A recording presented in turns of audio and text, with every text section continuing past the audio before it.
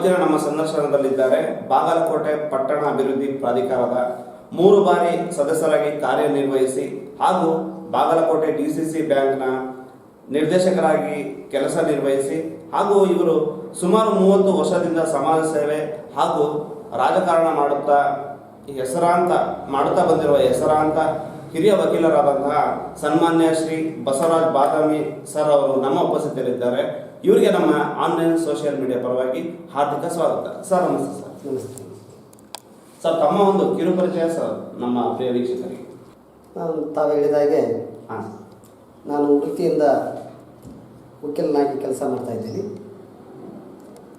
ಮೂಲತಃ ನಾವು ವಿದ್ಯಾರ್ಥಿ ಜೀವನದೊಳಗೆ ಅವತ್ತು 90ರ ದಶಕದ ನಂತರ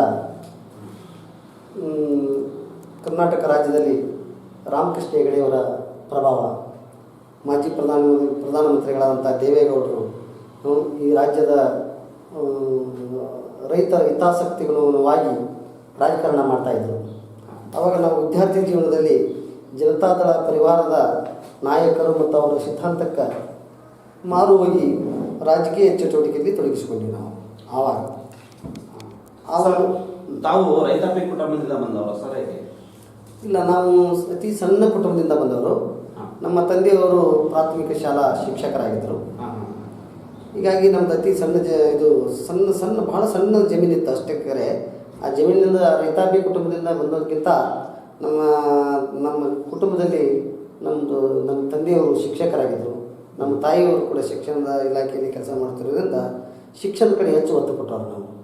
ಸರ್, ತಾವು ಈ ರಾಜಕೀಯ ಆಗಿರಲಿ ಮತ್ತು ಸಮಾಜ ಸೇವೆ ಆಗಿರಲಿ ಹೇಗೆ ಪಾದಾರ್ಪಣೆ ಮಾಡಿದ್ರು ಸರ್? ಯಾಕೆ ನೀವು ರಾಜಕಾರಣಕ್ಕೆ ಬರಬೇಕು ಅಂತ ಏನು ಪ್ರೇರೇಪಣೆ ಯಾರು ಸರ್? ಅದಕ್ಕೆ ಮೂಲತಃ ಈ ಒಂದು ನಮ್ಮ ಶೈಕ್ಷಣಿಕ ವರ್ಷದಲ್ಲಿ ಅಂದರೆ ನಾವು ಕಾಲೇಜಿನ ದಿನಗಳಲ್ಲಿ ರಾಜಕಾರಣ ಮಾಡಬೇಕು ಅಂತ ಯಾವುದೇ ಉದ್ದೇಶ ಮಹದಾಶೆ ಅಂತೂ ಇರಲಿಲ್ಲ. ರಾಜಕಾರಣ ಮಾಡಬೇಕನ್ನುವಂಥ ನಮ್ಮದು ಕುಟುಂಬ ವ್ಯವಸ್ಥೆನೂ ಆ ಥರ ಇರಲಿಲ್ಲ. ಬಟ್ ನಮ್ಮ ವಿದ್ಯಾರ್ಥಿ ಜೀವನದೊಳಗೆ ಈ ಜನತಾ ಪರಿವಾರದ ನಾಯಕರ ಸೈದ್ಧಾಂತಿಕ ವಿಚಾರಗಳು, ಸಾಮಾಜಿಕ ಭದ್ರತೆಯ ವಿಚಾರಗಳು ಅವನ್ನೆಲ್ಲ ನಾವು ಪೇಪರ್ನಲ್ಲಿ ಟಿ ವಿಯಲ್ಲಿ ನೋಡ್ತಾ ಇರಬೇಕಾದ್ರೆ ಆ ಒಂದು ನಾಯಕರ ಮೇಲೆ ಪ್ರಭಾವ ಬೀರಿ ಅವರ ಅನುಯಾಯಿಗಳಾಗಿ ಅದರ ಜೊತೆಗೆ ಅವತ್ತಿನ ದಿನದ ರಾಮಕೃಷ್ಣ ಹೆಗಡೆಯವರು ಇರ್ಬೋದು, ದೇವೇಗೌಡರು ಇರ್ಬೋದು, ನಮ್ಮ ಬಾಗಲಕೋಟೆಯಲ್ಲಿ ನಮ್ಮ ಮೇಟಿಯವರು ಇರ್ಬೋದು, ಅವತ್ತಿನ ಅಜಯ್ ಕುಮಾರ್ ಸರ್ನಾಯಕರು ಇರ್ಬೋದು, ಇವರೆಲ್ಲರೂ ಮತ್ತು ಅವತ್ತಿನ ಕಾಂಗ್ರೆಸ್ ವ್ಯವಸ್ಥೆಯನ್ನು ನೋಡ್ತಾ ಇದ್ವಿ. ಕಾಂಗ್ರೆಸ್ ಯಾವ ಥರ ಕೆಲಸ ಮಾಡುತ್ತೆ, ಜನತಾ ಪರಿವಾರದವರು ಯಾವ ಥರ ಕೆಲಸ ಮಾಡ್ತಾರೆ, ಯಾವ ವರ್ಗದ ಕಡೆ ಯಾವ ರಾಜಕೀಯ ಪಕ್ಷದವರು, ರಾಜಕೀಯ ನಾಯಕರು ಮತ್ತು ರಾಜಕೀಯ ಪಕ್ಷಗಳು ಯಾವ ವರ್ಗದ ಪರವಾಗಿ ಕೆಲಸ ಮಾಡ್ತಾವೆ ಅನ್ನೋದನ್ನು ನಾವು ಅವಲೋಕನೆ ಮಾಡುವಂಥ ಅಥವಾ ಅದನ್ನು ವಿವೇಚನೆ ಮಾಡುವಂಥ ಅಥವಾ ಅದನ್ನು ಹೊರಗಲಿಗೆ ಹಚ್ಚುವಂಥ ಜ್ಞಾನ ಇತ್ತು ಅವತ್ತು ನಮ್ಗೆ ಸುಮಾರು 18-20 ವರ್ಷದಲ್ಲಿ. ಆವಾಗ ಜನತಾದಳ ಸರ್ಕಾರದವರು ಅಥವಾ ಜನತಾದಳ ಪರಿವಾರದವರು ಈ ಸಮಾಜದಲ್ಲಿ ಕಟ್ಟಕಡೆಯ ಪ್ರಜೆಗಳ ಹಿತವನ್ನು ಕಾಪಾಡಬೇಕಾದಂಥ ಒಂದು ಯಾವುದೋ ರಾಜಕೀಯ ಪಕ್ಷದ ನಾಯಕರು ಒಂದು ರಾಜಕೀಯ ಪಕ್ಷ ಇದ್ದರೆ ಅದು ಜನತಾದಳ ಅನ್ನೋ ಕಾರಣಕ್ಕಾಗಿ ನಾವು ಅನುಯಾಯಿಗಳಾಗಿ ಅವ್ರ ಜೊತೆ ಕೆಲಸ ಮಾಡೋದು, ಅವ್ರ ಜೊತೆ ಪ್ರಚಾರಕ್ಕೆ ಹೋಗೋದು, ಆ ನಿಟ್ಟಿನಲ್ಲಿ ಕೆಲಸ ಮಾಡೋದು, ಆ ನಿಟ್ಟಿನಲ್ಲಿ ವರ್ಕ್ಶಾಪ್ ಮಾಡ್ತಾಯಿದ್ರೆ ಅಲ್ಲಿ ಹೋಗಿ ಟ್ರೈನಿಂಗ್ ಕೊಡ್ತಾಯಿದ್ವಿ.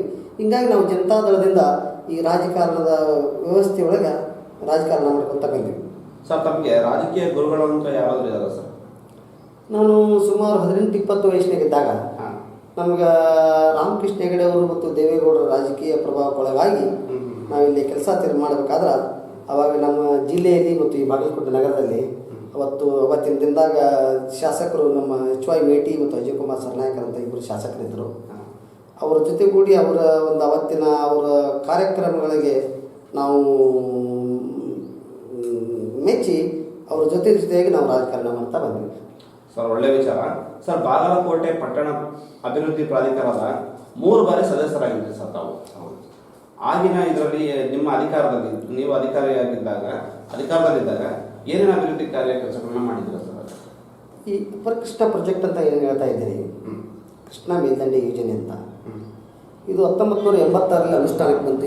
ಒಂದು ಆಲ್ಮಟ್ಟಿ ಅಣೆಕಟ್ಟು ನೀರು ನಿಲ್ಲಿಸ್ತೀವಿ ಅಂತ ಹೇಳ್ತಾ ಇದ್ದಾರಲ್ಲ, ಆ ಅಣೆಕಟ್ಟಿನ ಹಿನ್ನೀರಿಗಾಗಿ ಸಮಗ್ರ ನಮ್ಮ ಬಾಗಲಕೋಟು ಸುಮಾರು 70% ನಮ್ಮ ಈ ನಗರ ಬಾಗಲಕೋಟೆ ನಗರ ಮುಳುಗಡೆ ಆಗ್ತಾ ಇದೆ, ಅಂದರೆ ಭೂಸ್ವಾಧೀನ ಆಗ್ತಾ ಇದೆ. ಆಲ್ಮಟ್ಟಿಯ ಹಿನ್ನೀರಿನ ಮಟ್ಟ ಸುಮಾರು ಬಾಗಲಕೋಟೆ 75% ಕ್ಷೇತ್ರವನ್ನು ವ್ಯಾಪಿಸ್ತಾ ಇದೆ. ಈ ವ್ಯಾಪಿಸ್ತಾ ಇರುವುದರಿಂದ ಇದನ್ನು 1993ರಲ್ಲಿ ಇದಕ್ಕೆ ಬಾಗಲಕೋಟೆ ಪಟ್ಟಣಾಭಿವೃದ್ಧಿ ಪ್ರಾಧಿಕಾರ ಅಂತ ಇದಕ್ಕೊಂದು ಜವಾಬ್ದಾರಿ ಹೆಚ್ಚು ಬಂತು. ಬಾಗಲಕೋಟೆ ಪಟ್ಟಣಾಭಿವೃದ್ಧಿ ಪ್ರಾಧಿಕಾರ ಈ BTDಯ ಮೂಲ ಉದ್ದೇಶನೇ ಸಂತ್ರಸ್ತರಿಗೆ ಪುನರ್ವಸತಿ ಕಲ್ಪಿಸುವ ಒಂದು ಉದ್ದೇಶವನ್ನು ಮಹದಾಶೆಯನ್ನು ಹೊಂದಿದೆ. ಇದಕ್ಕಾಗಿ ಒಂದು ಆ್ಯಕ್ಟ್ ಇದೆ. ಈ ಹಿನ್ನೀರಿನಿಂದ ಕೃಷ್ಣಾ ಮೇಲ್ದಂಡೆ ಯೋಜನೆಯ ಹಿನ್ನೀರಿನಿಂದ ಯಾರು ನಿರ್ವಸಿತರಾಗ್ತಾರೋ ಅವರಿಗೆಲ್ಲರಿಗೂ ಪುನರ್ವಸತಿ ಕಲ್ಪಿಸುವಂಥ ಮಹದಾಶಯವನ್ನು ಇಟ್ಟುಕೊಂಡು ಹುಟ್ಟಿರುವುದೇ ಇದು ಬಾಗಲಕೋಟೆ ಪಟ್ಟಣಾಭಿವೃದ್ಧಿ ಪ್ರಾಧಿಕಾರ. ಈ ಬಾಗಲಕೋಟೆ ಪಟ್ಟಣಾಭಿವೃದ್ಧಿ ಪ್ರಾಧಿಕಾರದಿಂದ ಈ ಪುನರ್ವಸತಿಗಾಗಿ ಜಮೀನನ್ನು ಭೂಸ್ವಾಧೀನಪಡಿಸಿಕೊಂಡು 1ನೇ ಹಂತ 2ನೇ ಹಂತ 3ನೇ ಹಂತ ಈ ಥರ ಜಮೀನನ್ನು ಭೂಸ್ವಾಧೀನಪಡಿಸಿಕೊಂಡು ನಾವು ಪುನರ್ವಸತಿಗಾಗಿ ನಿವೇಶನಗಳನ್ನು ನಿರ್ಮಾಣ ಮಾಡಿ ಸಂತ್ರಸ್ತರಿಗಾಗಿ ನಿವೇಶನ ಹಂಚಿಕೆ ಮಾಡುವ ವ್ಯವಸ್ಥೆ ಇದು. ಈ ಹಿನ್ನೆಲೆಯಲ್ಲಿ ಭಾಳ ನಮಗಿಂತ ಹಿರಿಯರು ಮತ್ತು ನಮ್ಮ ನಂತರ ಈಗೂ ಕೂಡ ಅದಕ್ಕೊಂದು ಪ್ರಾಧಿಕಾರ ರಚನೆಯಾಗಿದೆ. ಆ ಕಮಿಟಿ ರಚನೆ ಆಗ್ತಾಯಿದೆ. ಕಮಿಟಿ ರಚನೆ ಆದಾಗೆಲ್ಲ ಹಂತ ಹಂತವಾಗಿ ಆಧುನಿಕವಾಗಿ ಆಯಾ ವರ್ಷದಿಂದ ಯಾವ್ಯಾವ ಥರದ ಸಮಸ್ಯೆಗಳು ಬರ್ತಾವೋ ಆವಾಗ ಆ ಕಮಿಟಿಯವರು ಆ ಒಂದು ನಿರ್ಧಾರ ತಗೊಂಡು ನಿವೇಶನ ಹಂಚಿಕೆ ಅಥವಾ ಸಂತ್ರಸ್ತರಿಗೆ ಅನುಕೂಲ ಮಾಡಿಕೊಳ್ಳುವಂಥ ಯೋಜನೆಗಳನ್ನು ಮಾಡಿಕೊಳ್ಳುವಂಥ ಆ ಪ್ರಾಧಿಕಾರದ ಕಮಿಟಿಗೆ ಇರ್ತದೆ. ಈ ಹಿನ್ನೆಲೆಯಲ್ಲಿ ನಾನು 97ರಿಂದ 2000 ಅವತ್ತಿನ JH ಪಟೇಲ್ ಸರ್ಕಾರದಲ್ಲಿ ನಾನು ಒಂದು ಅವಧಿಯೊಳಗಿದ್ದೆ. ಆನಂತರ 2013ರಿಂದ 2018 ಸಿದ್ದರಾಮಯ್ಯನವರ ಸರ್ಕಾರ, ಆವಾಗ ಕೂಡ ಪೂರ್ಣ ಅವಧಿಯಲ್ಲಿ ನಾನು ಬಾಗಲಕೋಟೆ ಪಟ್ಟಣಾಭಿವೃದ್ಧಿ ಪ್ರಾಧಿಕಾರದ ಸದಸ್ಯನಾಗಿ, ತದನಂತರ ಮೊನ್ನೆ ಕೋಯಲೇಷನ್ ಗೌರ್ಮೆಂಟು ಕುಮಾರಸ್ವಾಮಿ ಮತ್ತು ಕಾಂಗ್ರೆಸ್ ಗೌರ್ಮೆಂಟ್ ಇತ್ತಲ್ಲ, ಆವಾಗ ಕೂಡ ನಾನು ಮತ್ತೊಮ್ಮೆ 3 ಬಾರಿ ಸದಸ್ಯನಾಗಿದ್ದೇನೆ. ಬಟ್ 2013 ಮತ್ತು 2018 ಅವಧಿಯೊಳಗೆ ನಾವು ಪುನಃ ಯಾವಾಗ ನಿವೇಶನ ಹಂಚಿಕೆಯ ಅವಕಾಶಗಳು ಬಂದಿದೆ ಅವಾಗೆಲ್ಲ ನನ್ನ ನಿವಾಸಿನ ಹಂಚಿಕೆಗೆ ಸಾಕಷ್ಟು ಸಮಸ್ಯೆಗಳಿದ್ವು, ಕಾನೂನಿನಲ್ಲಿ ಸಾಕಷ್ಟು ತೊಡಕುಗಳಿದ್ವು. ಆ ನಿಟ್ಟಿನೊಳಗೆ ನಾನೊಬ್ಬ ಪ್ರಾಕ್ಟೀಸಿಂಗ್ ಅಡ್ವೊಕೇಟ್ ನ್ಯಾಯವಾದಿ ಆಗಿರೋದ್ರಿಂದ ಅಲ್ಲಿಯ ತಾರತಮ್ಯಗಳನ್ನು, ಅಲ್ಲಿಯ ಕೆಲವೊಂದು ಕಾನೂನಿನ ತೊಡಕುಗಳನ್ನು ಹೋಗಲಾಡಿಸಿ ಈ ಹಿನ್ನೀರಿನಿಂದ ಭೂಸ್ವಾಧೀನಗೊಳಪಟ್ಟ ಪ್ರತಿಯೊಬ್ಬ ಕಟ್ಟಕಡೆಯ ಕುಟುಂಬಕ್ಕೂ ಕೂಡ ನಿವೇಶನ ಸಿಗಬೇಕು ಅನ್ನೋ ಕಾರಣಕ್ಕಾಗಿ ಸಾಕಷ್ಟು ಆ್ಯಕ್ಟ್ನಲ್ಲಿ ನಾವು ಸಭೆಯೊಳಗೆ ತೀರ್ಮಾನ ಮಾಡಿ ಅದರಲ್ಲಿ ಕೆಲವೊಂದು ಬದಲಾವಣೆ ಮಾಡಿಕೊಂಡು ಯಾರೂ ಕೂಡ ಈ ಹಿನ್ನೀರಿನಿಂದ ಯಾರೂ ಕೂಡ ನಿರ್ವಸಿತರಾಗಬಾರ್ದು ಅನ್ನೋ ಕಾರಣಕ್ಕಾಗಿ ಸಾಕಷ್ಟು ಸರ್ಕಾರದ ಮಟ್ಟದಲ್ಲಿ ಕೆಲಸ ಮಾಡಿ, ಸರ್ಕಾರದ ಮಟ್ಟದಲ್ಲಿ ಕೆಲವೊಂದು ನಮ್ಮಲ್ಲಿ ಪ್ರಾಧಿಕಾರದಲ್ಲಿ ಏನು ಸಾಧ್ಯ ಆಗುತ್ತೋ ಅಲ್ಲಿ ಕೆಲವೊಂದು ಸಭೆಯ ಮೂಲಕ ನಿರ್ಣಯ ತೆಗೆದುಕೊಂಡು ಟರಾವ್ ಮಾಡಿ ಇಲ್ಲೇ ನಿರ್ವಸಿತರಿಗಾಗಿ ನಿವೇಶನ ಕೊಡುವಂಥದ್ದು, ಕೆಲವೊಂದು ಸರ್ಕಾರದ ಮಟ್ಟದಲ್ಲಿ ಆಗಬೇಕಾದಂಥ ಕೆಲಸವನ್ನು ಕೂಡ ಸರ್ಕಾರದ ಗಮನಕ್ಕೆ ತಂದು ಸರ್ಕಾರದ ಮಟ್ಟದಲ್ಲಿ ಮತ್ತು ಕಂದಾಯ ಇಲಾಖೆ ಮತ್ತು ನಗರಾಭಿವೃದ್ಧಿ ಇಲಾಖೆ ಅನುಮೋದನೆಯನ್ನು ಪಡೆದು ಪ್ರತಿಯೊಬ್ಬರಿಗೂ ಯೋಜನೆಯಿಂದ ನಿರ್ವಹಿಸಿದಂಥ ಕುಟುಂಬಗಳಿಗೆ ನಿವೇಶನ ಸಿಗಬೇಕು ಅನ್ನೋ ಕಾರಣಕ್ಕಾಗಿ ಸಾಕಷ್ಟು ಕಾಯ್ದೆಯಲ್ಲಿ ಕೆಲವೊಂದು ಲೋಪದೋಷಗಳನ್ನು ತಿದ್ದುಪಡಿ ಮಾಡಿ ಪ್ರತಿಯೊಬ್ಬರಿಗೂ ನಿವೇಶನ ಕೊಡುವಂತಹ ಕೆಲವೊಂದು ಕಾರ್ಯಕ್ರಮಗಳನ್ನ ಮಾಡಿದ್ದೇವೆ. ವಿಶೇಷವಾಗಿ ಸಂತ್ರಸ್ತರಿಗೆ ಮುಳುಗಡೆಯಾದ ಕುಟುಂಬದ ಸಂತ್ರಸ್ತರ ಹೆಣ್ಣು ಮಕ್ಕಳಿಗೆ ನಿವೇಶನ ಕೊಡುವ ಅವಕಾಶ ಇರಲಿಲ್ಲ. ಹೆಣ್ಣು ಮಕ್ಕಳಿಗೂ ಕೂಡ ಅಂದರೆ ಒಂದು ಕುಟುಂಬದ ಒಂದು ಆಸ್ತಿ ಭೂಸ್ವಾಧೀನ ಆಯ್ತಂದರೆ ಗಂಡು ಮಕ್ಕಳಿಗೆ ಮಾತ್ರ ನಿವೇಶನ ಕೊಡುವ ಅವಕಾಶ ಇತ್ತು. ಆ ಗಂಡು ಮಕ್ಕಳಿಗೆ ಅಷ್ಟೇ ಕೊಟ್ಟು ಹೆಣ್ಣು ಮಕ್ಕಳಿಗೆ ತಾರತಮ್ಯ ಆಗುತ್ತೆ ಅನ್ನೋ ಕಾರಣಕ್ಕಾಗಿ ಹೆಣ್ಣು ಮಕ್ಕಳಿಗೂ ಕೂಡ ನಾವು ಸಂತ್ರಸ್ತರ ಮಕ್ಕಳಿಗೆ ನಿವೇಶನ ಕೊಡುವಂಥ ಈ ಉದ್ದೇಶದಿಂದ ಹೆಣ್ಣು ಮಕ್ಕಳಿಗೂ ಕೂಡ ನಿವೇಶನ ಕೊಡುವಂಥ ಒಂದು ಕಾಯ್ದೆಯನ್ನು ತಿದ್ದುಪಡಿ ಮಾಡಿಕೊಂಡ್ವಿ. ಅದರ ಜೊತೆಗೆ ಒಂದು ಕಡೆ ಪ್ರಾಧಿಕಾರ ಮತ್ತು ಸರ್ಕಾರದ ಹಿತವನ್ನು ಕಾಪಾಡೋದ್ರ ಜೊತೆಗೆ ಸಂತ್ರಸ್ತರ ಹಿತವನ್ನು ಕಾಪಾಡಬೇಕಾಗತ್ತೆ. ಈ ಹಿನ್ನೆಲೆಯಲ್ಲಿ ಒಂದು ಯಾರ್ಯಾರು ಆಸ್ತಿ ಎಷ್ಟು ಮುಳುಗಿರ್ತದೋ ಮಿನಿಮಮ್ ಯಾರ್ಯಾರಿಗೆ ಎಷ್ಟು ನಿವೇಶನ ಕೊಟ್ಟರೆ ಸಾಧ್ಯ ಆಗುತ್ತೋ ಅನ್ನೋ ಕಾರಣಕ್ಕಾಗಿ ಒಂದು ಪ್ರಪ್ರಥಮವಾಗಿ ಬಾಗಲಕೋಟೆ ಪಟ್ಟಣಾಭಿವೃದ್ಧಿ ಪ್ರಾಧಿಕಾರದಲ್ಲಿ ಸ್ಲ್ಯಾಬ್ ಅನ್ನೋ ಒಂದು ಇದನ್ನು ಹಾಕ್ಕೊಂಡಿರೋ ನಿಯಮಗಳನ್ನ ಹಾಕ್ಕೊಂಡಿವಿ. ಎಲ್ಲ ಸಂತ್ರಸ್ತರನ್ನ ಮತ್ತು ವ್ಯಾಪಾರಸ್ಥರನ್ನ ಕೂಡಿಸಿಕೊಂಡು ಅವರ ಅಭಿಪ್ರಾಯಗಳನ್ನ ಸಂಗ್ರಹಿಸಿ ಯಾರಿಗೂ ಕೂಡ ಅನ್ಯಾಯ ಆಗಿರಬಾರ್ದು. ಅದೇ ಕಾರಣಕ್ಕೆ ಬಾಗಲಕೋಟೆ ಪಟ್ಟಣಾಭಿವೃದ್ಧಿ ಪ್ರಾಧಿಕಾರದ ಆಸ್ತಿ ಮತ್ತು ಸರ್ಕಾರದ ಆಸ್ತಿ ಕೂಡ ಅದು ಎಲ್ಲಿ ಕೂಡ ಲೋಪ ಆಗಬಾರ್ದು ಅನ್ನೋ ಕಾರಣಕ್ಕಾಗಿ ಎಲ್ಲರನ್ನು ಮನವೊಲಿಸಿ ಒಂದು ಸ್ಲ್ಯಾಬ್ ಮಾಡಿಕೊಂಡು ಸಂತ್ರಸ್ತರು ಸಂತೃಪ್ತಿ ಒಂದು ಹಂಗೆ ನಾವು ನಿವೇಶನ ಹಂಚಿಕೆ ಮಾಡೀವಿ ಸುಮಾರು 5 ವರ್ಷಗಳಲ್ಲಿ. ಅದರ ಜೊತೆಗೆ ಈ ಸಂತ್ರಸ್ತರು ಕೇವಲ ಮನೆಗಳನ್ನಷ್ಟೇ ಕಳ್ಕೊಳ್ದ ತಮ್ಮ ವ್ಯಾಪಾರ ವಹಿವಾಟುಗಳನ್ನು ಕೂಡ ಕಳ್ಕೊಂಡಿದ್ರು. ವ್ಯಾಪಾರ ವಹಿವಾಟವನ್ನು ಕಳ್ಕೊಂಡಂತಹ ವ್ಯಾಪಾರಸ್ಥರಿಗೂ ಕೂಡ ಪುನರ್ವಸತಿ ಕಲ್ಪಿಸಿ ಅಲ್ಲಿ ಹಳೆಯ ಊರಿನಲ್ಲಿ ಯಾವ ರೀತಿ ಒಂದು ತಾವು ವ್ಯಾಪಾರದ ವಹಿವಾಟನ್ನು ಮಾಡ್ತಾರೋ ಅದು ನವನಗರದಲ್ಲಿಯೂ ಕೂಡ ಅದೇ ರೀತಿಯ ವ್ಯಾಪಾರ ವಹಿವಾಟಿಗೆ ಚಟುವಟಿಕೆ ನಡೀಲಿ ಅನ್ನೋ ಉದ್ದೇಶದಿಂದ ವ್ಯಾಪಾರವನ್ನು ಕಳೆದುಕೊಂಡಂಥ ಸಂತ್ರಸ್ತರಿಗೂ ಕೂಡ ನಾವು ಇಲ್ಲಿ ಬಾಗಲಕೋಟೆ ಪಟ್ಟಣಾಭಿವೃದ್ಧಿ ಪ್ರಾಂತದಲ್ಲಿ ವಾಣಿಜ್ಯ ಚಟುವಟಿಕೆಗಳನ್ನು ನಡೆಸಲಿಕ್ಕೆ ವಾಣಿಜ್ಯ ನಿವೇಶನ ಕೂಡ ಹಂಚಿಕೆಯನ್ನು ಅತ್ಯಂತ ಸರಳ ರೀತಿಯಿಂದ ಹಂಚಿಕೆ ಮಾಡುವಂಥ ವ್ಯವಸ್ಥೆಯನ್ನು ನಾವು ತಂದು ಸಾಮಾನ್ಯವಾಗಿ ನಮ್ಮ ಅವಧಿಯಲ್ಲಿ ಭಾಳಷ್ಟು ಸಂತ್ರಸ್ತರು ಸಂತೃಪ್ತಿಯಾಗ್ಯಾರ ಅಂತ ನಮಗೆ ಅನಿಸ್ತಾ ಇದೆ. ತುಂಬ ಸಂತೋಷ ಸರ್. ಸರ್ ಹಾಗೆಯೇ ತಾವು ಬಾಗಲಕೋಟೆ DCC ಬ್ಯಾಂಕ್ನ ನಿರ್ದೇಶಕರಾಗಿದ್ರಿ. ಆ ಒಂದು ಅಧಿಕಾರಾವಧಿಯಲ್ಲಿ ಏನೇನು ಅಭಿವೃದ್ಧಿ ಕಾರ್ಯಗಳನ್ನು ಮಾಡಿದ್ದೀರಾ ಸರ್?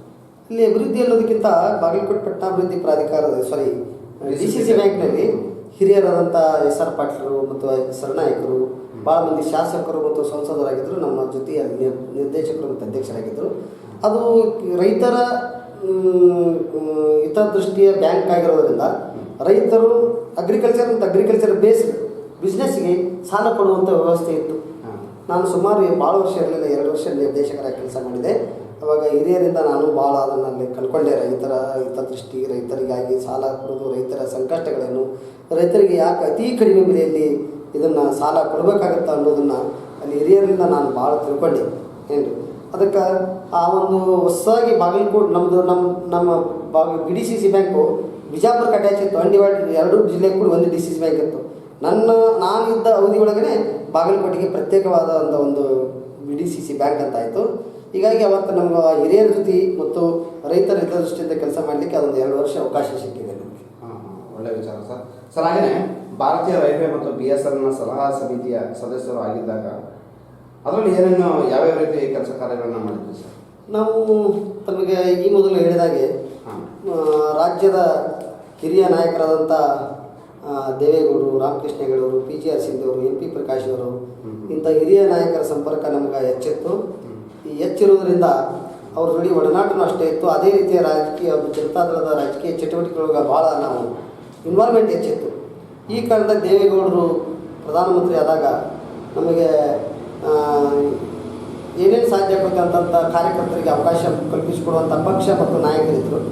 ಆವಾಗ ಈ ಭಾರತೀಯ ರೈಲ್ವೆ ಮಂಡಳಿಯಲ್ಲಿ ನಮ್ಮನ್ನು ಸದಸ್ಯರನ್ನಾಗಿ ಮಾಡಿದರು. ಆ ಸಮಯದಲ್ಲಿ ನಾವು ಬ್ರಾಡ್ಗೇಜ್ಗಾಗಿ ಹೊರಗಡೆ ಹೋರಾಟ ಮಾಡ್ತಾಯಿದ್ವಿ. ಬಾಗಲಕೋಟೆ ಬ್ರಾಡ್ಗೇಜ್ ಆಗಬೇಕಂತ ನಾವು ಹೋರಾಟ ಮಾಡ್ತಾಯಿದ್ವಿ. ಆ ಸಮಯದಲ್ಲಿ ಹೋರಾಟ ಮಾಡ್ತಿರ್ಬೇಕಾದ್ರೆ ನಮ್ಮ ಸಲಹಾ ಮಂಡಳಿ ಸಮಿತಿಯಲ್ಲಿ ನಮ್ಮೆಲ್ಲ ಲೈಕ್ ಮೈಂಡೆಡ್ಸ್ ಗೆಳೆಯರು, ಹಿರಿಯರು, ವೈದ್ಯರು, ನ್ಯಾಯವಾದಿಗಳು, ಪತ್ರಕರ್ತರು ಕೂಡ ಅದರ ಸದಸ್ಯರಾಗಿದ್ದರು. ಆ ಒಂದು ಸಮಿತಿಯಲ್ಲಿ ನಮ್ಮ ಹೋರಾಟದ ಪ್ರತಿಫಲವಾಗಿ, ಅವತ್ತಿನ ಹೋರಾಟ ಮತ್ತು ನಮ್ಮ ಸಲಹೆಯ ಪ್ರತಿಫಲವಾಗಿ ಸುಮಾರು ಕರ್ನಾಟಕದಲ್ಲಿನ ರೈಲ್ವೆ ಸ್ಟೇಷನ್ಗಳು ಅವತ್ತಿನ ಭಾಳ ರೈಲ್ವೆ ಸ್ಟೇಷನ್ನು ಭಾಳ ಈಗಿನ ಮಟ್ಟಿನಷ್ಟು ಸರಿ ಇರಲಿಲ್ಲ. ದೇವೇಗೌಡರು ಪ್ರಧಾನಮಂತ್ರಿ ಆದ ನಂತರ ಅವರು ಈ ಭಾಗದ ರೈಲ್ವೆಗೆ ಆದ್ಯತೆ ನೀಡಿದರು. ಅದು ಅವ್ರ ಕೊಡುಗೆ, ದೇವೇಗೌಡರ ಕೊಡುಗೆ ಅದು ಈ ರಾಜ್ಯದ. ಯಾಕಂದರೆ ಮದರ್ ಸ್ಟೇಟ್ ಅನ್ನೋ ಕಾರಣಕ್ಕಾಗಿ ರೈಲ್ವೆ ಮಂತ್ರಿಗಳು ಕೂಡ ಈ ಕಡೆ ಮುತುವರ್ಜಿ ವಹಿಸಿದರು. ಅವಾಗೆ ಕೊಂಕಣ ರೈಲ್ವೆ ಅಭಿವೃದ್ಧಿ ಆಯಿತು. ಅವಾಗೆ ನಮ್ಮ ಬ್ರಾಡ್ಗೇಜ್ ಗಿಡ್ಗೇಜ್ ಎಲ್ಲ ಚಲೋ ಆದವು. ಅದೇ ಸಮಯದಲ್ಲಿ ಸಾಮಾನ್ಯವಾಗಿ ರಾಜ್ಯದ ಎಲ್ಲ ರೈಲ್ವೆ ಸ್ಟೇಷನ್ಗಳು ಸುಧಾರಣೆ ಹಂತದಲ್ಲಿ ಬಂದವು. ಅದರ ನಂತರ ನಮ್ಮ ತಿಳುವಳಿಕೆ ಮಟ್ಟಿಗೆ ಎಷ್ಟು ಸಾಧ್ಯ ಆಗುತ್ತೆ ಅಷ್ಟು ನಮ್ಮ ಭಾಗದ ಸ್ಟೇಷನ್ಗಳು ಈ ರೀತಿ ಇರಬೇಕು, ಹಿಂಗಿರ್ಬೇಕು ಅಂತಂದು ನಾವು ಸಲಹೆಗಳನ್ನು ಕೊಟ್ಟಾಗ ನಮ್ಮ ರಾಜ್ಯದವರು ಪ್ರಧಾನಮಂತ್ರಿ ಇರೋ ಕಾರಣಕ್ಕಾಗಿ ಸಾಕಷ್ಟು ಅನುದಾನ ಹರಿದು ಬಂದು ಆ ದಿನದಿಂದ ಈವರೆಗೂ ರೈಲ್ವೆ ಸ್ಟೇಷನ್ಗಳು ಭಾಳ ಸುಧಾರಣೆ ಹಂತದಲ್ಲಿದ್ದಾವೆ. ಸರ್, ಒಳ್ಳೆ ವಿಚಾರ. ಸರ್, ಇಂದಿನ ರಾಜಕಾರಣಕ್ಕೂ ಈಗಿನ ರಾಜಕಾರಣಕ್ಕೂ ತಮ್ಮ ಅಭಿಪ್ರಾಯ ಏನು ಸರ್? ತಮಗೆ ಹಿಂದಿನ ರಾಜಕಾರಣ ಮತ್ತು ಈಗಿನ ರಾಜಕಾರಣ ಅನ್ನೋದಕ್ಕಿಂತ ಯಾವುದೇ ಒಂದು ದೇಶಕ್ಕೆ ಒಂದು ರಾಜಕಾರಣ, ಒಂದು ರಾಜಕೀಯ ವ್ಯವಸ್ಥೆ ಇದು ಸರ್ವೇ ಸಾಮಾನ್ಯ. ಇವತ್ತು ಒಳ್ಳೆಯವರಿದ್ದಾರೆ, ಇವತ್ತು ಕೆಟ್ಟವರಿದ್ದಾರೆ. ರಾಜಕಾರಣ ಬೇಡ ಅಥವಾ ಬೇಕು ಅನ್ನಲಿಕ್ಕೆ ಆಗಂಗಿಲ್ಲ. ದುರ್ಜನರು ರಾಜಕಾರಣ ಸಜ್ಜನರು ರಾಜಕಾರಣದಿಂದ ದೂರ ಹೋಗಿಬಿಟ್ರೆ ದುರ್ಜನರ ಕೈಗೆ ಸಿಕ್ಕ ಸಮಾಜ ಸರ್ವನಾಶ ಆಗುತ್ತೆ. ಈ ಹಿನ್ನೆಲೆಯಲ್ಲಿ ರಾಜಕೀಯ ವ್ಯಕ್ತಿಗಳನ್ನ ನಾವು ತೆಗೊಳ್ಬೇಕು, ರಾಜಕಾರಣವನ್ನು ತೆಗೊಳ್ಳೋದಲ್ಲ. ರಾಜಕಾರಣ ಇಲ್ಲ ಅಂದ್ರೆ ಎಲ್ಲಿ ಆಡಳಿತ ವ್ಯವಸ್ಥೆ ಇಲ್ಲ. ಆಡಳಿತ ವ್ಯವಸ್ಥೆ ಚುಕ್ಕಾಣಿ ಇರೋದು ರಾಜಕೀಯ ವ್ಯವಸ್ಥೆ ಕಡೆ. ಈ ಹಿನ್ನೆಲೆಯಲ್ಲಿ ಎಲ್ಲೇ ಒಂದು ಕಡೆ ಇವತ್ತಿನ ರಾಜಕೀಯ ಬದ್ಧತೆ, ಸಾಮಾಜಿಕ ಇಚ್ಛಾಶಕ್ತಿ ಇರುವಂತಹ ಇಂಥವರಿಗೆ ರಾಜಕಾರಣದಾಗ ಅವಕಾಶ ಸಿಗಬೇಕು. ಇವತ್ತಿನ ಮಟ್ಟಿಗೆ ಎಲ್ಲೋ ಯಾವುದ್ಯಾವುದೋ ಥರದ ದುಡ್ಡು ಹೊರಗೆ ಬರ್ತಾ ಇದೆ ಒಂದೊಂದು ವ್ಯಕ್ತಿ ಹತ್ರ. ಆ ದುಡ್ಡಿನ ಆಮಿಷದೊಳಗೆ ಮತದಾರರಿಗೆ ಮೋಸ ಮಾಡೋದ್ರ ಮೂಲಕ, ಮತದಾರರಿಗೆ ಆಶೆ ಮತ್ತು ವಂಚನೆ ಮಾಡೋದ್ರ ಮೂಲಕ, ಯಾವುದೋ ಅನಧಿಕೃತ ದುಡ್ಡಿನ ಮೂಲಕ ರಾಜಕಾರಣಕ್ಕೆ ಬಂದಾಗ ರಾಜಕೀಯ ವ್ಯವಸ್ಥೆ ಹದಗೆಟ್ಟು ಸಾಮಾಜಿಕ ವ್ಯವಸ್ಥೆ ಹಾಳಾಗ್ತಾ ಇದೆ. ಬಟ್ ಹಿಂದಿನ ರಾಜಕಾರಣ ಆ ಥರ ಇರಲಿಲ್ಲ. ಹಿಂದಕ್ಕೆ ರಾಜಕೀಯ ವ್ಯವಸ್ಥೆಯೊಳಗೆ ಸಾಮಾಜಿಕ ಭದ್ರತೆ ಮತ್ತು ಬದ್ಧತೆ ಮೇಲೆ ರಾಜಕಾರಣಕ್ಕೆ ಬರ್ತಿದ್ರು. ಇವತ್ತು ಹಣಕಾಸಿನ ವ್ಯವಸ್ಥೆಯೊಳಗೆ ಯಾವುದೇ ಕ್ಷೇತ್ರದಾಗಿದ್ದರು, ಯಾವುದೇ ವ್ಯವಸ್ಥೆಗಿದ್ದರು, ಒಮ್ಮೆ ನಮಗೆ ರಾಜಕಾರಣ 2015ರಲ್ಲಿ ಅವನು ಇಂಡಸ್ಟ್ರಿ ಇರ್ತಾನೆ, 2020ರಲ್ಲಿ ಪೊಲಿಟಿಷಿಯನ್ ಆಗಿರ್ತಾನೆ. ಒಬ್ಬ ಆ ರೀತಿ ಪೊಲಿಟಿಷಿಯನ್ ಆಗೋದ್ರಿಂದ ಅವನ ವಿಧಾನಸಭೆಯಲ್ಲಿ ಅವನ ವಿವೇಚನೆ ಇಂಡಸ್ಟ್ರಿಯಲಿಸ್ಟ್ನ ಡೆವಲಪ್ ಮಾಡಬೇಕು ಅನ್ನೋದು ಇರ್ತದೆ. ಈ ರಾಜ್ಯದ ಕಟ್ಟ ಕಡೆಯ ಪ್ರಜೆಗಳ ಬಗ್ಗೆ ಲಕ್ಷ್ಯ ಇರೋದಿಲ್ಲ. ಒಬ್ಬ ಎಜುಕೇಷನ್ ಲಾಬಿದಿಂದ ಬಂದಂಥವ ರಾಜಕೀಯ ಕೇವಲ ತನ್ನ ಸಂಸ್ಥೆ ಮತ್ತು ಏನು ತಮ್ಮ ಶಿಕ್ಷಣ ಸಂಸ್ಥೆ ಅಭಿವೃದ್ಧಿ ಮಾಡಬೇಕಂತ ನಂತರನ ಒಬ್ಬ ಬಡ ವಿದ್ಯಾರ್ಥಿಗಳಿಗೆ ಶಿಕ್ಷಣ ಸಿಗಬೇಕು ಅನ್ನೋ ವ್ಯವಸ್ಥೆ ಕಡೆ ಅವ್ರ ಲಕ್ಷ್ಯ ಇರೋಂಗಿಲ್ಲ. ಶುಗರ್ ಫ್ಯಾಕ್ಟ್ರಿ ಮಾಲೀಕರು, ಇಂಡಸ್ಟ್ರಿ ಮಾಲೀಕರು, ಮೈನ್ಸ್ ಇಂಡಸ್ಟ್ರಿ ಮಾಲೀಕರು ರಾಜಕಾರಣದ ಬಂಧಿಸಿ ಮಂತ್ರಿ ಆಗಿಬಿಡ್ತಾರೆ, MLA ಆಗಿಬಿಡ್ತಾರೆ. ಲೇಬರ್ ಮತ್ತು ಜನಸಾಮಾನ್ಯರ ವ್ಯವಸ್ಥೆ ಹೆಂಗಿರಬೇಕು, ಅವ್ರು ಕಟ್ಟ ಕಡೆ ಪ್ರಜೆ ಹೆಂಗಿರಬೇಕು ಅನ್ನೋದು ವಿಚಾರ ಮಾಡಂಗಿಲ್ಲ. ಅವರು ತಮ್ಮ ಫ್ಯಾಕ್ಟ್ರಿ, ತಮ್ಮ ವ್ಯವಹಾರದ ಬಗ್ಗೆನೇ ವಿಚಾರ ಮಾಡ್ತಿರ್ತಾರೆ. ಈ ಹಿನ್ನೆಲೆಯಲ್ಲಿ ರಾಜಕಾರಣಕ್ಕೆ ಬರಬೇಕಾದಂಥ ವ್ಯಕ್ತಿ ವ್ಯವಹಾರದ ಮೂಲಕ ರಾಜಕಾರಣಕ್ಕೆ ಬರೋದ್ರಿಂದ ವ್ಯವಹಾರ ಅಭಿವೃದ್ಧಿ ಪಡಿಸ್ತಾನೆ. ಸುಭದ್ರ ಸಮಾಜ, ಆರೋಗ್ಯಕರ ಸಮಾಜ ನಿರ್ಮಾಣ ಮಾಡಲಿಕ್ಕೆ ಆ ವ್ಯಕ್ತಿಯಿಂದ ಸಾಧ್ಯ ಆಗಂಗಿಲ್ಲ ಅಂತ ಹೇಳ್ತಾ ಇದ್ದೇನೆ. ಸರ್, ಒಳ್ಳೆ ವಿಚಾರ. ಸರ್, ಬಾಗಲಕೋಟೆ ಜಿಲ್ಲೆ ಅಭಿವೃದ್ಧಿ ಆಗಬೇಕಾದ್ರೆ ಈಗಿನ ಸರ್ಕಾರ ಯಾವ್ಯಾವ ಯೋಜನೆಗಳನ್ನ ಅನುಷ್ಠಾನ ತಂದರೆ ಈ ಬಾಗಲಕೋಟೆ ಕ್ಷೇತ್ರ ಒಂದು ಅಭಿವೃದ್ಧಿ ಹಂತಕ್ಕೆ ಬರುತ್ತೆ ಅಂತ ಹೇಳಕ್ಕೆ ಇಷ್ಟಪಡ್ತೀರಾ? ಇದು ಬಾಗಲಕೋಟೆ ನಮ್ಮದು ಈ ಮೊದಲು ತಮಗೆ ಹೇಳಿದಾಗೆ ಬಾಗಲಕೋಟೆ ನಗರ ಸುಮಾರು 75 ಭಾಗ. ಸುಮಾರು ನಮ್ಮ ಭಾಗ 38 ಹಳ್ಳಿಗಳು ನಮ್ಮ ಭೂಸ್ವಾಧೀನ ಆಗಿದೆ. ನಮ್ಮ ಬಾಗಲಕೋಟೆ ತಾಲೂಕು ಇರ್ಬೋದು ನಮ್ಮ ಜಿಲ್ಲೆ. ಈಗ ಇನ್ನೂ ಕೂಡ ನಮ್ಮದು ಬಿ ಸ್ಕೀಮ್ನಲ್ಲಿ ಸುಮಾರು 1,30,000 ಎಕರೆ ಲ್ಯಾಂಡನ್ನು ನಮ್ಮ ಕೃಷ್ಣ ಮೇಲ್ದಂಡೆ ಯೋಜನೆಯಿಂದ ಭೂ ಸ್ವಾಧೀನ ಪಡಿಸ್ಕೋಬೇಕಾಗಿದೆ. ಕೆಲವೊಂದು ಹಣಕಾಸಿನ ಸಮಸ್ಯೆ, ಕೆಲವೊಂದು ತಾಂತ್ರಿಕ ಸಮಸ್ಯೆಯಿಂದ ಜಮೀನುಗಳನ್ನು ಭೂ ಸ್ವಾಧೀನ ಪಡಿಸಿಕೊಂಡಿರೋದಿಲ್ಲ. ಇನ್ನೂ ಕೂಡ ಭಾಗಶಃ ಬಾಗಲಕೋಟೆ ನಗರವನ್ನು ಭೂ ಸ್ವಾಧೀನ ಪಡಿಸಿಕೊಂಡು ಇಡೀ ಬಾಗಲಕೋಟೆ ನಗರವನ್ನು, ಹಳೆಯ ನಗರವನ್ನು, ಅಂದರೆ ನಮ್ಮದು ಬೆಳಗಾಂ ಹುಬ್ಳಿ ರೋಡ್, ಬೆಳಗಾಂ ರಾಯಚೂರು ರೋಡ್ ಅಂತ ಬರ್ತಾ ಇದೆ. ಆ ರೋಡಿನ ಕೆಳಗಡೆ ಹಂತವನ್ನು ಸಂಪೂರ್ಣವಾಗಿ ಭೂಸ್ವಾಧೀನ ಪಡಿಸಿಕೊಂಡು ಅದನ್ನು ರಿಹಬಿಟೇಷನ್ ಮಾಡಿದ್ರೆ ಒಂದು ಬಾಗಲಕೋಟೆ ನಗರ ಅತ್ಯಂತ ಸುಸಜ್ಜಿತ ಬಾಗಲಕೋಟೆ ನಗರ ಆಗಲಿಕ್ಕೆ ಸಾಧ್ಯ ಆಗ್ತಾಯಿದೆ. ಈ ಒಂದು ನಿಟ್ಟಿನಲ್ಲಿ ನಾವು ಕೂಡ ನಮ್ಮ ಸರ್ಕಾರ ಇದ್ದಾಗ, ನಾನು ಪ್ರಾಧಿಕಾರ ಸದಸ್ಯರಿದ್ದಾಗ ಸಾಕಷ್ಟು ಪ್ರಯತ್ನ ಮಾಡುವಷ್ಟು ಕೆಲಸ ಮಾಡಿದ್ದೇವೆ. ಈಗ ಭಾರತೀಯ ಜನತಾ ಪಕ್ಷದಿಂದ ಸನ್ಮಾನ್ಯ ಶ್ರೀ ವೀರಣ್ಣ ಚರಂತಿಮಠ ಅವರು ಶಾಸಕರಾಗಿದ್ದಾರೆ. ಅವರು ಕೂಡ ಈ ಬಾಗಲಕೋಟೆ ನಗರವನ್ನು ಸಂಪೂರ್ಣವಾಗಿ ಭೂಸ್ವಾಧೀನಕ್ಕೊಳಪಡಿಸಿ ನವನಗರವನ್ನು ಅಭಿವೃದ್ಧಿಪಡಿಸುವ ನಿಟ್ಟಿನಲ್ಲಿ ಅವರು ಸಾಕಷ್ಟು ಪ್ರಯತ್ನವನ್ನು ಮಾಡ್ತಾ ಇದ್ದಾರೆ. ಮೊದಲಿಂದಲೂ ಅವರು ಆ ನಿಟ್ಟಿನಲ್ಲಿ ಪ್ರಯತ್ನವಾದಿಗಳಿದ್ದಾರೆ. ಈಗ ಬಹಳ ಮುತುವರ್ಜಿನೂ ವಹಿಸ್ತಾ ಇದ್ದಾರೆ ಆ ವಿಷಯದಲ್ಲಿ. ಬಹುಶಃ ಈ ಒಂದು ಅವಧಿಯೊಳಗೆ ನಮ್ಮ ಹಳೆಯ ಬಾಗಲಕೋಟೆ ಇನ್ನೊಂದು ಉಳಿದ ಭಾಗವನ್ನು ಅವರು ಭೂಸ್ವಾಧೀನಕ್ಕೊಳಪಡಿಸಿ ಪುನರ್ವಸತಿ ಕಲ್ಪಿಸ್ತಾರೆ ಅಂತ ನನಗೆ ಭರವಸೆ ಇದೆ. ಅವರ ಒಂದು ಅವಧಿಯಲ್ಲೂ ಬಾಗಲಕೋಟೆ ಅಭಿವೃದ್ಧಿ ಆಗಲಿ ಮತ್ತು ಮೂಲಭೂತ ಸೌಕರ್ಯಗಳು ಅತ್ಯಂತ ಚುರುಕಾಗಿ ಮತ್ತು ಗಟ್ಟಿಮುಟ್ಟಾಗಿ ಕೆಲಸಗಳಾಗಲಿ ಅಂತ ನಾನು ಅಪೇಕ್ಷೆ ಪಡ್ತಾ ಇದ್ದೀನಿ. ನಾವು ಹಾರೈಸ್ತೀವಿ ಸರ್, ಆದಷ್ಟು ಬೇಗ ಅಭಿವೃದ್ಧಿ ಆಗಲಿ ಅಂತೇಳಿ ನಾವು ಹಾರೈಸ್ತೀವಿ ಸರ್. ಹಾಗೆಯೇ ಇನ್ನೊಂದು ಮುಖ್ಯವಾಗಿ ರಾಜಕೀಯ ಹೊರತುಪಡಿಸಿ ತಮ್ಮ ವೈಯಕ್ತಿಕವಾಗಿ ಯಾವ ರೀತಿ ಸಮಾಜ ಸೇವೆ ಮಾಡಿದ್ದೀರಿ ಸರ್? ನಾನು ಮೂಲತಃ ವಕೀಲನಾಗಿರೋದರಿಂದ ಮತ್ತು ನಾವು ಈ ಒಂದು ಜಾತಿ ವ್ಯವಸ್ಥೆ, ಸಾಮಾಜಿಕ ವ್ಯವಸ್ಥೆ ಒಳಗೆ ಕಟ್ಟ ಕಡೆಯ ಒಂದು ಹಿನ್ನೆಲೆಯಿಂದ ಬಂದವರಾಗಿರೋದರಿಂದ ನಮಗೆ ಕಟ್ಟ ಕಡೆಯ ಬಡತನ ಮತ್ತು ರೈತರ ಸಮಸ್ಯೆಗಳು ಏನು ಅನ್ನೋದು ಅರ್ಥ ಆಗಿದೆ. ಅದು ಆ ನಿಟ್ಟಿನಲ್ಲಿ ಅಂಥ ಜನರ ಪರವಾಗಿಯೇ ನಿರಂತರ ನಾವು, ನನ್ನ ವೃತ್ತಿ ಜೀವನ ಆಯಿತು, ನನ್ನ ಪ್ರವೃತ್ತಿ ಜೀವನ ಆಯಿತು, ಕಟ್ಟ ಕಡೆಯ ಪ್ರಜೆಗಳು, ಜನಸಾಮಾನ್ಯರು ಮತ್ತು ಕುಟುಂಬದ ಬಗ್ಗೆ ಲಕ್ಷ್ಯ ವಹಿಸ್ತಾ ಸಾಧ್ಯ ಆದಷ್ಟು ಯಾರು ಕಷ್ಟದಲ್ಲಿರ್ತಾರೋ ಅವರ ಒಂದು ಕಣ್ಣೀರು ಒರೆಸುವ, ಆ ಕಷ್ಟಗಳಿಗೆ ನನ್ನ ಕೈಲಾದಷ್ಟು ನನಗೆ ಸಹಾಯ ಸಹಕಾರ ಧೈರ್ಯ ತುಂಬುವಂಥ ಕೆಲಸ ನಾವು ಮಾಡ್ಕೊತಾ ಬಂದೀವಿ. ಇದು ನನ್ನದು ಸ್ವಭಾವ, ಪ್ರವೃತ್ತಿ ಸರ್. ಒಳ್ಳೆಯ ವಿಚಾರ ಸರ್. ನಾವು ಕಾಂಗ್ರೆಸ್ ಪಕ್ಷದ ಹಿರಿಯ ಮುಖಂಡರಾಗಿ ಕಾರ್ಯನಿರ್ವಹಿಸ್ತಾ ಇದ್ದೀರಾ. ತಮ್ಮ ರಾಷ್ಟ್ರೀಯ ಕಾಂಗ್ರೆಸ್ ಪಕ್ಷದ ಕಾರ್ಯಕರ್ತರಿಗೆ ಹಾಗೂ ಮುಖಂಡರಿಗೆ ಏನು ಸಂದೇಶ ಕೊಡಲಿಕ್ಕೆ ಬಯಸ್ತೀರಾ ಸರ್? ಇವತ್ತು ರಾಷ್ಟ್ರದಲ್ಲಿ ಮತ್ತು ರಾಜ್ಯದಲ್ಲಿ ಕಾಂಗ್ರೆಸ್ ಪಕ್ಷಕ್ಕೆ ಸ್ವಲ್ಪ ಮೇಲಿಂದ ಮೇಲೆ ಸೋಲು ಅನುಭವಿಸ್ತಾ ಇದ್ದೇವೆ. ಇದಕ್ಕೆ ಕಾರಣ ಅಂತಂದರೆ ಭಾರತೀಯ ಜನತಾ ಪಕ್ಷದ ಒಂದು ಹಿಡನ್ ಅಜೆಂಡಾ ಅವರು ಅದರಲ್ಲಿ ಸಕ್ಸಸ್ ಆಗ್ತಾ ಇದ್ದಾರೆ, ಆ ವಿಷಯ ಬೇರೆ. ಆದರೆ ಕಾಂಗ್ರೆಸ್ ಪಕ್ಷದಲ್ಲಿ ಒಂದು ಕಾರ್ಯಕರ್ತರನ್ನ ಹುರಿದುಂಬಿಸುವಂಥ, ಕಾರ್ಯಕರ್ತರಿಗೆ ಶಕ್ತಿ ತುಂಬುವಂಥ ಕೆಲಸ ಆಗಬೇಕಾಗಿದೆ. ಮತ್ತು ಒಂದು ಏನಾಗ್ತಾ ಇದೆ ಅಂತಂದರೆ, ನಮ್ಮ ಕಾಂಗ್ರೆಸ್ ಪಕ್ಷದಲ್ಲಿ ನಾನು ಎಂ ಪಿ ಆದ ಕೂಡಲೇ ನಮ್ಮ ಮಗಳಿಗೆ ಅಥವಾ ಮಗಳಿಗೆ ಎಂ ಪಿ ಮಾಡ್ಬೇಕನ್ನೋದು, ತಾನು ಎಮ್ ಎಲ್ ಎ ಆದ ತಕ್ಷಣ ಮಗಳಿಗೆ ಮತ್ತು ಇವರಿಗೆ ಕಾರ್ಪೊರೇಟ್ ಮಾಡ್ಬೇಕನ್ನೋದು, ಈ ವ್ಯವಸ್ಥೆ ಕಾಂಗ್ರೆಸ್ ಪಕ್ಷದಲ್ಲಿ ಇರುವುದರಿಂದ ಇವತ್ತು ಕಾಂಗ್ರೆಸ್ಸು ಒಂದು ಕೆಳಹಂತಕ್ಕೆ ಬರ್ತಾ ಇದೆ.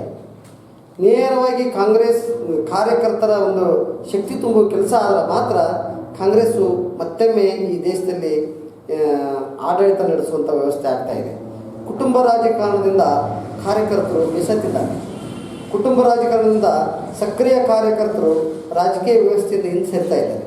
ಈ ಹಿನ್ನೆಲೆಯಲ್ಲಿ ಒಂದು ಕಾಂಗ್ರೆಸ್ ಪಕ್ಷ ಪುನಶ್ಚೇತನಗೊಳ್ಳಬೇಕು ಅಂದ್ರೆ, ಕಾಂಗ್ರೆಸ್ ಮತ್ತೊಮ್ಮೆ ಈ ದೇಶದಲ್ಲಿ ಈ ರಾಜ್ಯದಲ್ಲಿ ಅಧಿಕಾರಕ್ಕೆ ಬರಬೇಕಾದ್ರೆ ಕಾರ್ಯಕರ್ತರನ್ನು ಪ್ರೋತ್ಸಾಹಿಸುವಂತಹ ಕೆಲಸ ಮಾಡೋದ್ರ ಜೊತೆಗೆ ಕುಟುಂಬ ರಾಜಕಾರಣ, ಬಂಧು ಬಳಗ ಮತ್ತು ಬೀಗಸ್ತನದ ರಾಜಕಾರಣವನ್ನು ಕಡಿಮೆ ಮಾಡಿದರೆ ಮಾತ್ರ ಕಾಂಗ್ರೆಸ್ಗೆ ಮುಂದಿನ ನಿರ್ಮಾಣದಲ್ಲಿ ಭವಿಷ್ಯ ಇದೆ ಅಂತ ನಾನು ಹೇಳಲಿಕ್ಕೆ ಇಚ್ಛೆಪಡ್ತಾ ಇದ್ದೀನಿ.